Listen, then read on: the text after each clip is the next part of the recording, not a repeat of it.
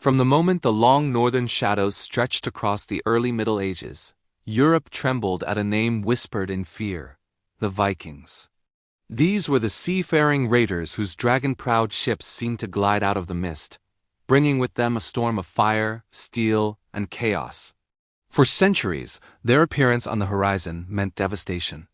But nowhere did the terror of the Viking Age strike deeper than in the hearts of Christian nuns, whose quiet, secluded lives were shattered by warriors who honored no sanctuary and feared no cross.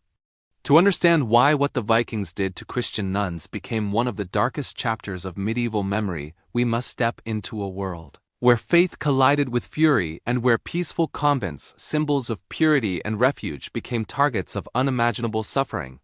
The story begins in the late 8th century. Christian monasteries and convents dotted the coastlines of Britain, Ireland, and Francia.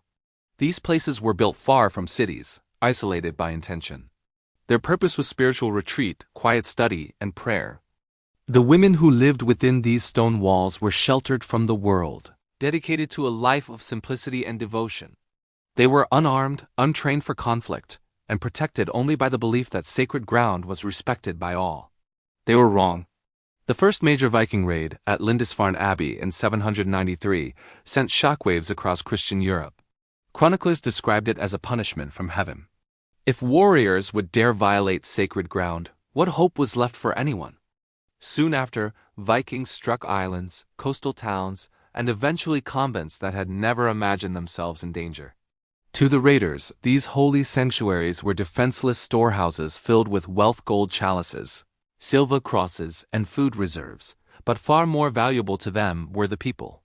The arrival of a Viking fleet always came swiftly and without warning. A long ship could travel faster than any messenger on horseback, slipping silently up rivers and beaching itself in moments.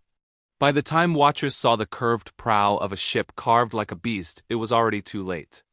Nuns would hear the first sound a low rumble, like thunder over water, then shouts in a language they did not understand. The peaceful bells of prayer were drowned by cries of fear, and the sacred halls filled with smoke as Vikings tore through doors and storerooms.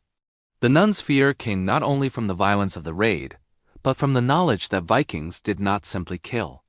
Many who lived through the attacks described a fate that lingered long after death, a fate that stripped them of their vows, their identity, their homeland, and their freedom. Vikings saw Christian nuns as valuable captives, worth more alive than dead. And so the ordeal for these women did not end when the raid was over. It only began. Once captured, nuns were dragged from the ruins of their convents and taken to the ships. Their cries were drowned by the roar of the waves. Some resisted desperately, clinging to doorways, trying to protect their fellow sisters, praying aloud for divine intervention. But resistance was futile against men trained from childhood for war. As the longships pushed away from the burning coast, the nuns looked back at the homeland they would likely never see again. Behind them, the smoke of their shattered convents rose into the sky like a funeral offering. Ahead lay an uncertain future that felt more terrifying than death. The Viking captors divided the prisoners based on perceived value. Young nuns were considered particularly valuable because many came from noble families. Even older nuns held worth. They could be ransomed for silver or sold to foreign markets. The Vikings were ruthless pragmatists. To them, every captive had a price. The journey north was brutal. The women were bound, sometimes chained, with little food or water. The sea tossed the ship relentlessly, and many nuns who had never left their homeland suffered from sickness. The raiders sat above them, sharpening weapons and dividing loot, while the prisoners huddled beneath the open sky, praying for a deliverance that never came.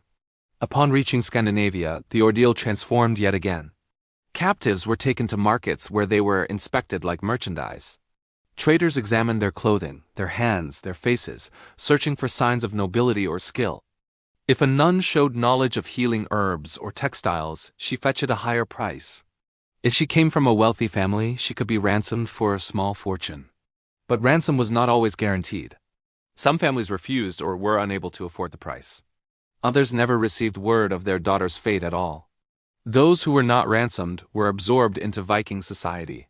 This was the part of their fate that chroniclers described as worse than death, not because of graphic acts, but because it erased the very core of who these women were. Their vows of lifelong devotion, chastity, and service were ripped away. Everything that defined their identity, faith, purpose, community was shattered. A nun in Viking society became something entirely different, forced into roles that contradicted every promise she had made to God. For a woman who believed her soul's salvation depended on these vows, such a transformation felt like spiritual destruction. Many were forced into domestic servitude, placed in households where they served chieftains or wealthy landowners. Their days were filled with grueling labor grinding grain, carrying water, weaving cloth. A captive woman had no rights, no protection, no recourse. She was expected to obey commands instantly, and failure brought punishment. Even worse for many nuns was the forced abandonment of their faith. The Vikings practiced their own religion, one filled with gods of war, storms, and fate. Nuns were often forbidden from praying openly or observing Christian rituals. Some were ordered to participate in pagan festivals, acts that horrified them because they believed such participation endangered their souls. But not all nuns surrendered quietly. Some secretly continued their prayers, whispering them in the darkness, tracing the sign of the cross in hidden spaces. These quiet acts of defiance were lifelines, ways of preserving hope. Some nuns became known in Viking communities as healers, using herbal knowledge learned in their convents to treat illnesses. In quiet moments, they gained respect from households that once viewed them only as captives. Yet despite moments of small dignity, the overwhelming reality remained. These women were no longer free. Some were taken further, transported to markets in the Baltic or the Middle East, where they vanished into vast trade networks. Their names disappeared from history, their stories living on only in the lamentations of monks who wrote of their disappearance with trembling hands. The psychological suffering was profound. In Christian theology of the time, purity and devotion were essential to salvation. To be taken away from their vows was believed to endanger not only their earthly lives but their eternal souls. Chroniclers describe their despair with haunting detail. Some nuns felt abandoned by God, while others clung to faith even more fiercely. Others took refuge in prayer, believing that endurance itself was a form of spiritual martyrdom. The Vikings themselves never saw their actions as uniquely cruel. In their worldview, taking captives was a normal part of warfare and economic survival. They targeted monasteries and convents not because they hated Christianity, but because these places were wealthy, isolated, and undefended. However, from the perspective of the Christian chroniclers who documented these events, the suffering of nuns was a catastrophe that struck at the heart of faith. Their writings shaped the memory of the Viking Age for centuries, painting the raiders as agents of chaos and the torment of nuns as a symbol of ultimate sacrilege. Over time, convents began to fortify their buildings or relocate inland, but even these measures could not protect them forever. Yet history, with time, reveals an unexpected ending. As the Viking Age progressed, the raiders began to settle in the lands they once pillaged. They converted to Christianity, married into local families, and built their own churches. In some regions, former captives even helped their captors understand Christian practices, paving the way for conversion. In this way, the suffering of these women, though immense, played an unspoken role in the Christianization of Scandinavia. By the end of the Viking Age, the same cross that once failed to protect the nuns became the symbol that transformed Viking society itself. Yet this transformation could not erase the memory of the women who endured captivity, displacement, and spiritual devastation. Their stories live on as reminders of how fragile peace was in the medieval world. In the end, what the Vikings did to Christian nuns was considered worse than death, not because of graphic brutality, but because it stripped these women of the very identity they had dedicated their souls to. Death would have ended their suffering, but their fate forced them to live in a world that contradicted everything they believed in. Their vows were broken by force. Their spiritual refuge was shattered, their sense of self was torn away. Yet their endurance, silent, resilient, unrecorded in name but remembered in spirit, remains one of the most haunting legacies of the Viking Age.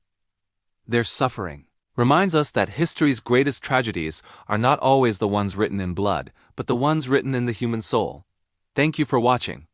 If you found this story compelling, please like this video and subscribe for more hidden histories. We'll see you next time.